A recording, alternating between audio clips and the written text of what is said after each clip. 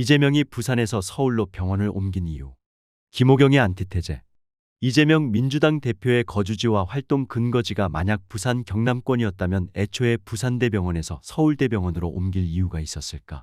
간병, 면회, 통원 치료 등을 위해 서울에서 부산을 한번 오가려면 차로 왕복 10시간 안팎이 매번 걸리는데 이 거리상의 문제를 이 대표 측이 고려한 게 절대 해서는 안 될 짓이었을까? 이 대표의 서울 이송의 분통을 터뜨리고 아우성을 치는 이들은 이 문제를 의도적으로 도외시하거나 왜곡하는 것으로 보인다.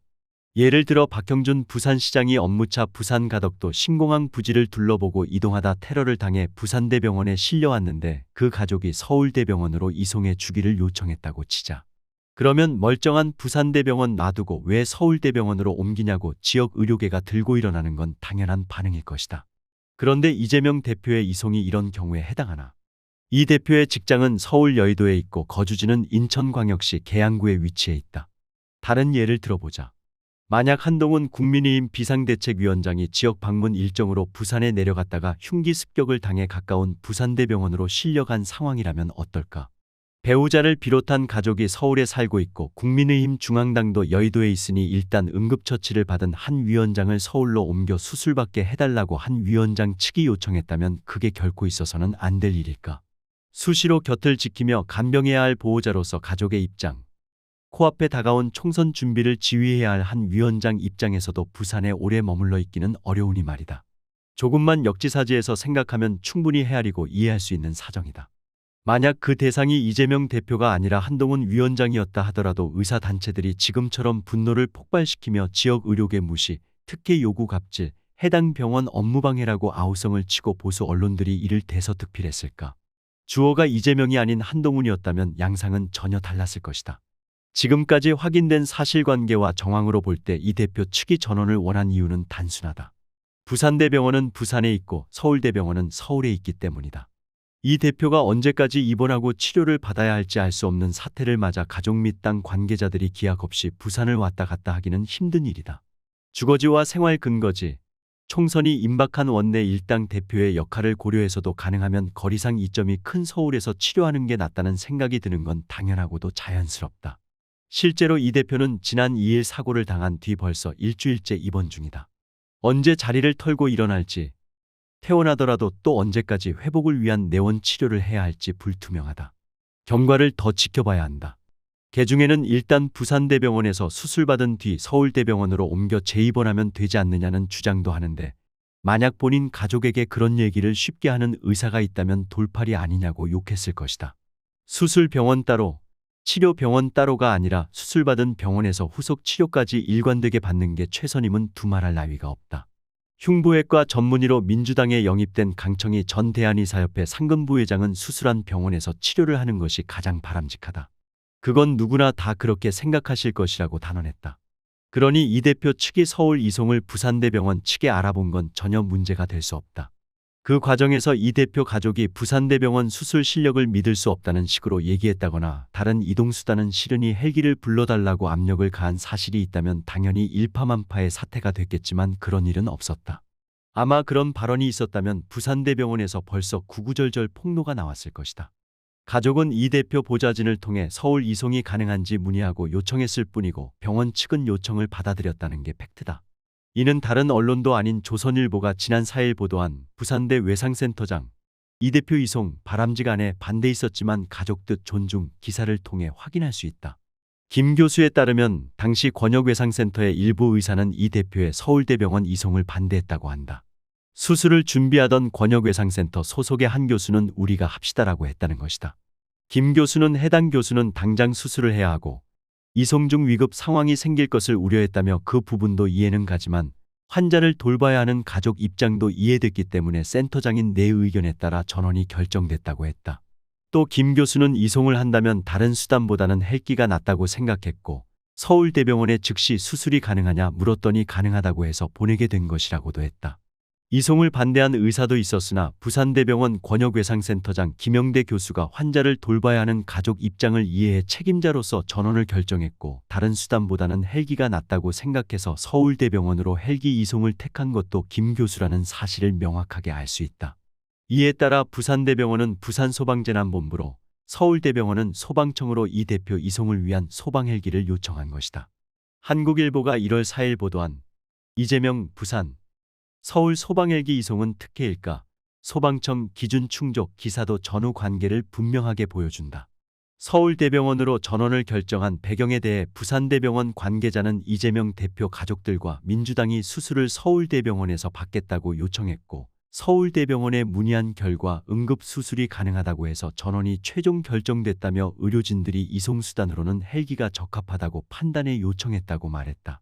이 대표가 헬기 이송이 필요한 만큼 긴박한 상태였나에 대해 부산대병원과 서울대병원 담당 의료진들은 모두 응급수술이 필요한 상황으로 판단했다.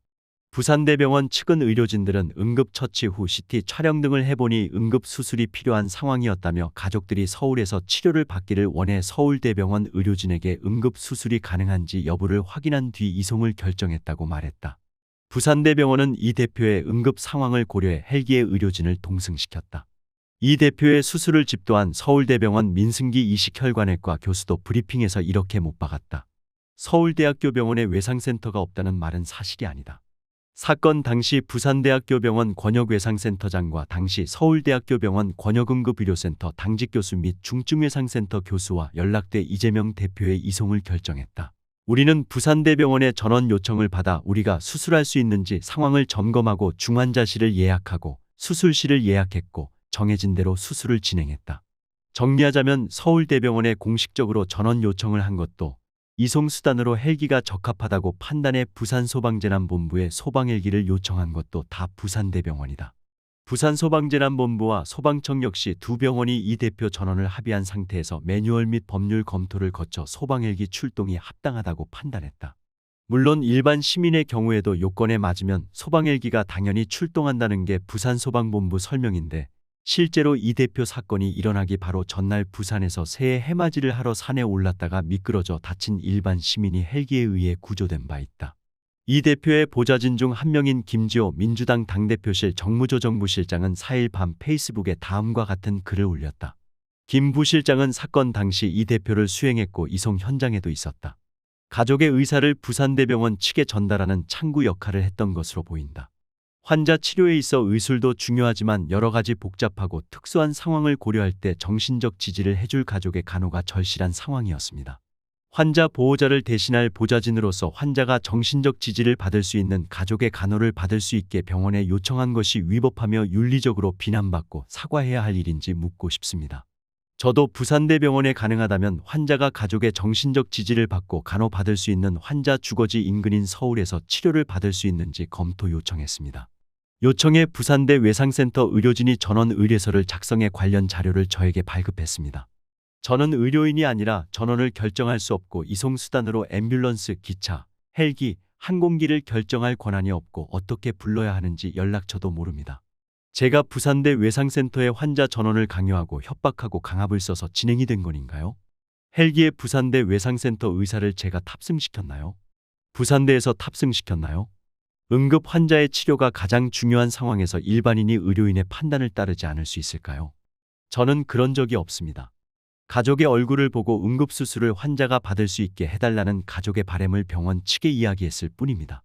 환자가 30분 안에 사망 위험에 있어 수술을 당장 해야 한다고 결정하면 당연히 그에 따랐을 것이고 수술 원칙에 따라 가족이 부산까지 내려올 승용차 버스 기차를 이용해 4시간에서 6시간이 걸려 가족을 보고 수술실에 들어가야 한다고 의료인이 결정했다면 따를 수밖에 없습니다. 저는 의료인이 아니니까요. 제가 만약 부산대 외상센터 의사들이 납득하지 못할 가족 측 바람을 전달했다면 부산대 외상센터에서 거절하고 저에게 자해 퇴원서를 요구해야 했지 않습니까? 그런데 그런 요구는 없었습니다.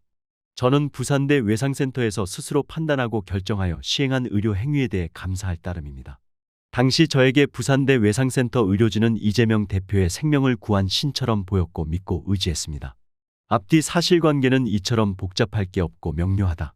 이송을 원한 건 환자의 주거지를 고려했기 때문이었고 그 과정에서 부산대병원 측의 강압은 없었다. 그럼에도 의사단체들은 이를 부당하기 그지없는 의료진에 대한 갑질, 직권남용이자 업무방해, 수술 새치기 습관이 자연스럽게 나온 것 등으로 몰아가며 막무가내로 비약에 비약을 거듭하고 있다. SNS에서 상당수 의사가 자기들끼리 별것도 아닌 상처로 이재명이 쇼를 한다. 열사나셨다고 댓글을 주고받는 모습도 혀를 차게 한다.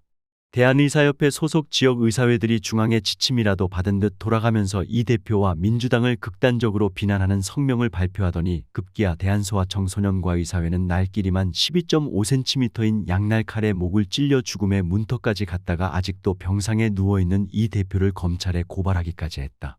기성 정치판 뺨치는 이들의 야당 대표를 향한 요란한 공세는 살인 미수 테러의 본질을 가리고 프레임을 전환하려는 여권의 희망에 그대로 부합해 보수 언론들도 신바람이 난 듯 최대한 맞장구를 치며 이슈화했다. 다시 이 글 도입부의 가정으로 돌아가 보자. 이번 피습 사건 및 병원 이송의 당사자가 이재명이 아니라 한동훈이었다면 어땠을까?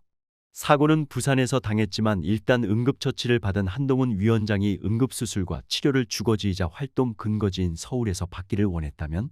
그래도 지금처럼 난리법석이 벌어졌을까? 그런 기본적인 역지사지 속의 문제를 다시 풀어보자. 다음 중 이재명 대표가 부산에서 서울로 병원을 옮긴 알맞은 이유는? 첫 번째, 부산을 무시해서.